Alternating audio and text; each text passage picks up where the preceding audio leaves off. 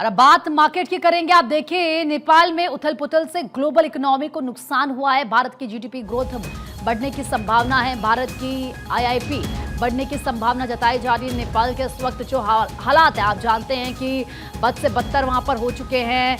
अब ऐसे में ये जो उथल पुथल वहां पर मची हुई है, उससे ग्लोबल इकोनॉमी को नुकसान की जानकारी फिलहाल मिल रही है। लेकिन अगर हम भारत की बात करते हैं, क्योंकि आप देखिए नेपाल हमारा पड़ोसी मुल्क है, उसके बावजूद भी अगर आप भारत की जीडीपी ग्रोथ रेट को देखेंगे तो इसके बढ़ने की संभावना है। मार्केट एक्सपर्ट आकाश जिंदल जी इस वक्त हमारे साथ लाइव जुड़ चुके हैं। आकाश जी, एक तरफ नेपाल के हालात इस वक्त पूरा विश्व देख रहा है, वहां पर जो उथल पुथल मची हुई है उससे ग्लोबल इकोनॉमी को नुकसान की जानकारी, लेकिन दूसरी तरफ क्योंकि भले ही वो हमारा पड़ोसी मुल्क है, उसके बावजूद अगर हम भारत की जीडीपी ग्रोथ की बात करें तो ये बढ़ने की संभावना इसमें नजर आ रही है। देखिए, नेपाल की वजह से बिल्कुल हिंदुस्तान के बिजनेस में भी कुछ इंपैक्ट आने की संभावना क्लियर कट दिखाई दे रही है।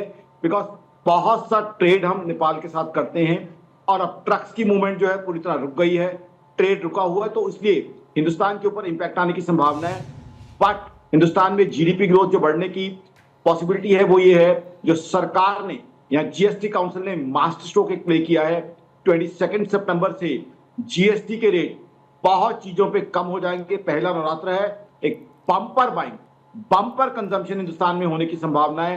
जाहिर सी बात है, जब बम्पर बाइंग होगी, बम्पर कंजम्पशन होगी, तो उससे क्या होगा, जीडीपी ग्रोथ भी बढ़ेगा, आईआईपी यानी इंडेक्स ऑफ इंडस्ट्रियल प्रोडक्शन भी बढ़ेगा, और साथ ही साथ पर कैपिटा इनकम को भी कहीं ना कहीं वो ग्रोथ देगा।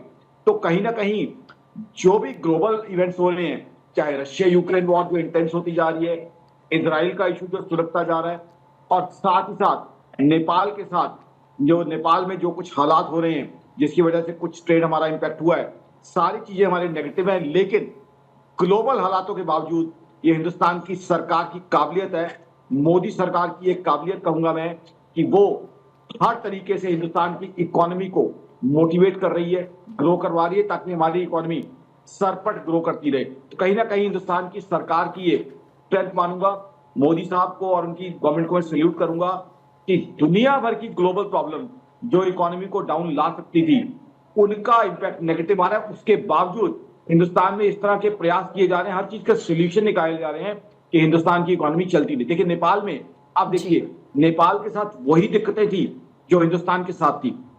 कोरोना के बाद वहां पे भी जो है रशिया यूक्रेन वॉर की वजह से उनका फ्यूल महंगा हुआ, हिंदुस्तान में भी ये हुआ। हिंदुस्तान ने उसका सोल्यूशन निकाला, प्रैक्टिकल तरीके निकाले, ये मोदी सरकार की काबिलियत है। वहां सोल्यूशन नहीं निकाला गया, आपने देखा नेपाल में क्या हुआ।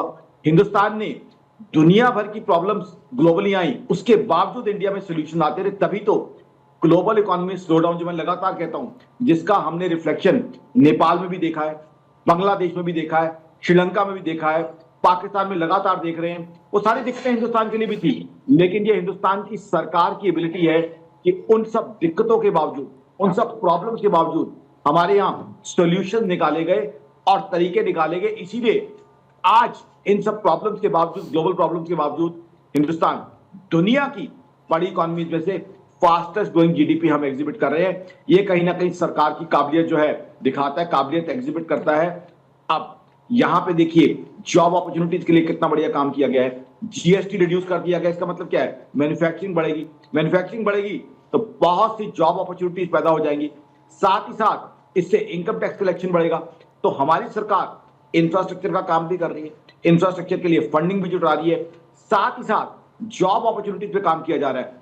और अमेरिका जो धड़ाधड़ टैरिफ लगाने लगा हुआ था, अब अमेरिका को उसका रिजल्ट मिल गया है। अमेरिका का डेटा है लेटेस्ट, अमेरिका में अनएम्प्लॉयमेंट एक बहुत हाई लेवल पे पहुंची हुई है। तो जो चीज मैं कहा करता था, मेरी ऑर्गेनाइजेशन आकाशनिंदल.in की तरफ से कही जाती थी कि अमेरिका टैरिफ की वजह से सबसे ज्यादा सफर खुद करेगा, वो अब डेटा के रूप में सामने आ गई है। और हिंदुस्तान की स्ट्रेटजी ये है कि हमने मुश्किल हालात के बावजूद सॉल्यूशन निकाले हैं, और इस चीज का ये एग्जीबिशन है कि हम किस तरीके से तेजी के साथ ग्रो करें।